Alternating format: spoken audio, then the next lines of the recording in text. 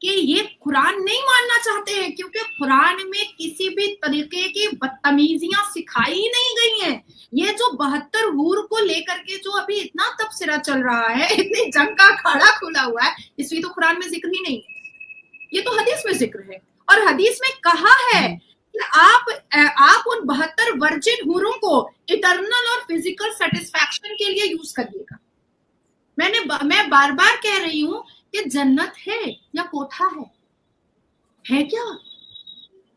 और बड़ा तेजी है इन लोगों को भैया। कुछ कुछ मौलाना तो यहां तक कह देते हैं कि ऊपर भी बच्चा होगा लेकिन लेबर पेन नहीं होगा। आपको अगर चाहिए होगा अंबर तो मैं वो आपको वीडियो क्लिप भेज दूंगी, आप सुनिए। उसने कहा है कि उन 72 हूरों से, मैं खुदा की कसम आपको, मैं वीडियो क्लिप भेज दूंगी आपको, आप उसको देखिएगा।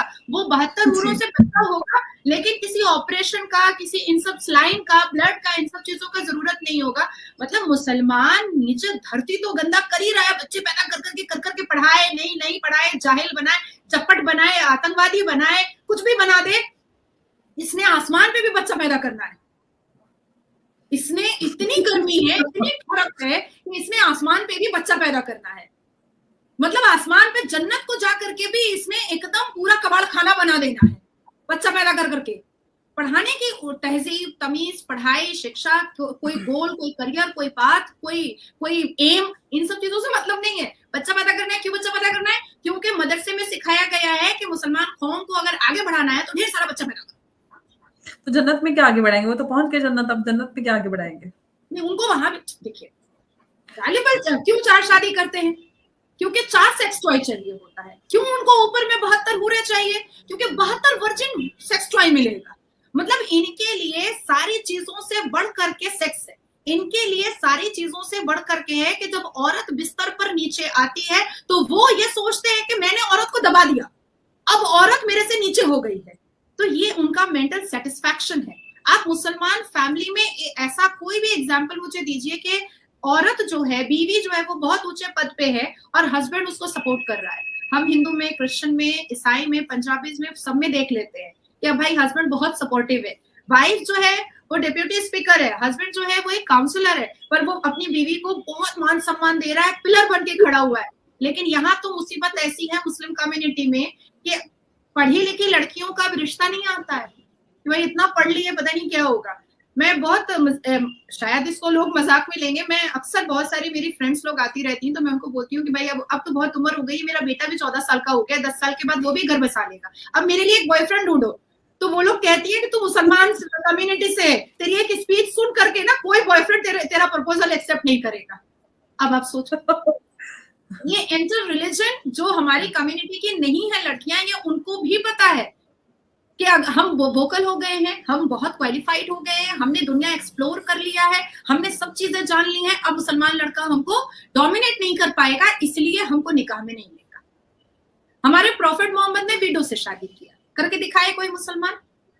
हमारे प्रॉफिट मोहम्मद ने अनाथ यतीम से शादी की। मौलाना बोलते हैं कि ऐसी हूर होगी 156 फीट की वर्जिन, जिसको किसी ने देखा नहीं होगा, कभी किसी ने हाथ नहीं लगाया होगा, उसकी कलाई नजर आ जाए तो बड़े अंधेरों में आंखें चकाचौंध हो जाए, ऐसी रोशनी हो जाए।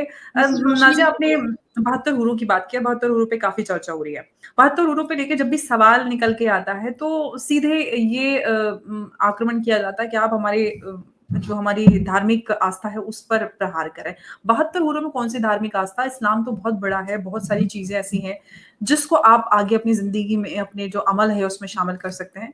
तो 72 हूरों पे इतना ज्यादा फोकस क्यों? और जब इसका काउंटर नैरेटिव या एक पॉजिटिव नैरेटिव लाया जाना चाहिए तो उस पर कहीं पे दूर दूर तक कोई नजर नहीं आता।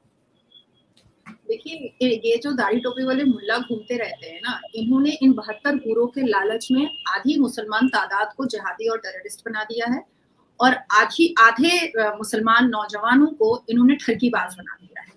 ये 72 हूर का लालच दे दे करके इन्होंने बहुत सारी गलतियां और हिंदू को काफिर बोल करके मुसलमान बच्चों को मदरसों से लेकर के जवानी तक उसका दिमाग खराब कर करके इन्होंने मुसलमान कौम के नौजवानों को बर्बाद किया है।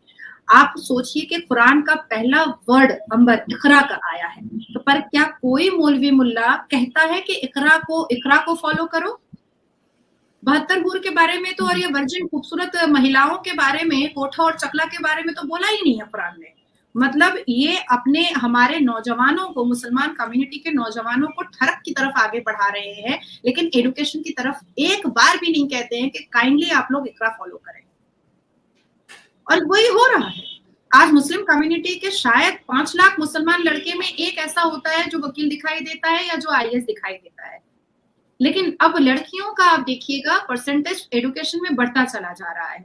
हमारी कम्युनिटी में लड़कियां 30 साल की हो रही है, पहले 14 साल, 15 साल, 16 साल में शादी हो जाया करती थी। उसके बाद अभी देखिए 35 साल, 36 साल, 40 साल की लड़कियां हो रही हैं, पर शादी नहीं हो रही है, क्योंकि वो समझ ही नहीं पा रही हैं कि ये किस बंदर छाप लोगों से हम शादी करें, जिनको ये नहीं पता है कि औरत को तहजीब से और तमीज से इज्जत कैसे दी जाती है। तो ये तो कंफ्यूजन आ गया है ना। अब हमने इतनी किताबें पढ़ ली हैं, हमने दुनिया इतना एक्सप्लोर कर लिया है, हमको पता है कि कुरान का 30 पारा 72 वर्जिन खूबसूरत हूर के बारे में नहीं बोल रहा है। वो तो उसी चक्कर में लगा हुआ रहेगा कि यहाँ पर तो अभी हमको 2-4 मिलेगी, ऊपर में 72 मिलेगी। मैंने कई बार बोला है कि भैया हम लोग के बारे में भी कुछ हदीस लिखते वक्त कुछ सोच लेना चाहिए कि औरत को क्या मिलेगा। माँ कसम, मैं तो मतलब इतनी बड़ी फैन हूँ ब्रैड पिट की कि मैंने कहा कि तुम लोग 72 रखो, मेरे को सिर्फ एक ब्रैड पिट दे देना।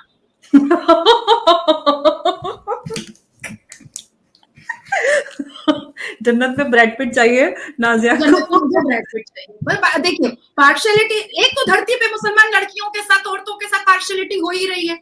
हमें ही बच्चा पैदा करने की मशीन बनाया गया है, हमारा ही चरित्र को रोज उछाला जाता है, हमें ही बच्चलन बोला जाता है, हमें ही रेप की धमकी दी जाती है। हम देखिए, आप भी कानूनी घराने से आ रही हैं और मैं भी उसी फील्ड में काम करती हूँ। हम तो कभी केस नहीं लड़े कि फलाना लड़की ने एक मर्द को बहुत हैंडसम और बॉक्सर में देखा और उसका बलात्कार हो गया उस मर्द का, ये तो हमने नहीं सुना। या एक बॉक्सर में एकदम बहुत हैंडसम लड़का जा रहा था, 5 लड़की ने मिलकर के उसका मोलेस्टेशन कर दिया, ये भी हमने नहीं सुना। हम तो रोज कोर्ट रूम में रहते हैं ना, हमारी तो आंख खुलती है कोर्ट रूम से, तो हमने तो नहीं सुना। लेकिन एक 5 महीने की बच्ची का बलात्कार हुआ, एक 6 महीने की बच्ची का बलात्कार हुआ, एक 42 साल की एजेड औरत का बलात्कार हुआ, पश्चिम बंगाल में 72 साल की एक नन का बलात्कार हुआ। तो हम तो ये सुनते हैं कि दादी नानी की उम्र की भी औरत का बलात्कार होता है और गोद की बच्ची का भी बलात्कार होता है। तो सारी पार्शियलिटी अगर हमको धरती पे मिल रही है और जन्नत पे फिर आपको वर्जिन 72 हूर भी मिल रही है खूबसूरत, तो भैया हमें तो ब्रैड पिट दे दो। अंबर आप टॉम क्रूज रखो और मुझे ब्रैड पिट के लिए आप सिफारिश लगाओ। आपको जब ब्रैड पिट मिल जाए तो मुझे बता देना। लगा दूंगी। तो मुझसे कभी भी कोई मौलाना सामने आता है, खुदा की कसम में ये बात बोलती हूँ। बोलते तो है कि आपको मिलेगा ना कि आप हूरों की सरदारनी बनेंगे, ये शरफ हासिल होगा। देखिए अमर, मुझे कोई शौक नहीं है, इज्जतदार फैमिली से मैं हूँ और हम तमाम पढ़ी लिखी औरतों को कोई शौक नहीं है कोठा का अम्मा बनने का और खाला बनने का। ये जो हम सरदारनी बन करके अपने शौहर को हम वर्जिन खूबसूरत लड़कियां भेजेंगे, तो ये तो प्रोस्टिट्यूट एरिया में अम्मा और खाला का काम होता है।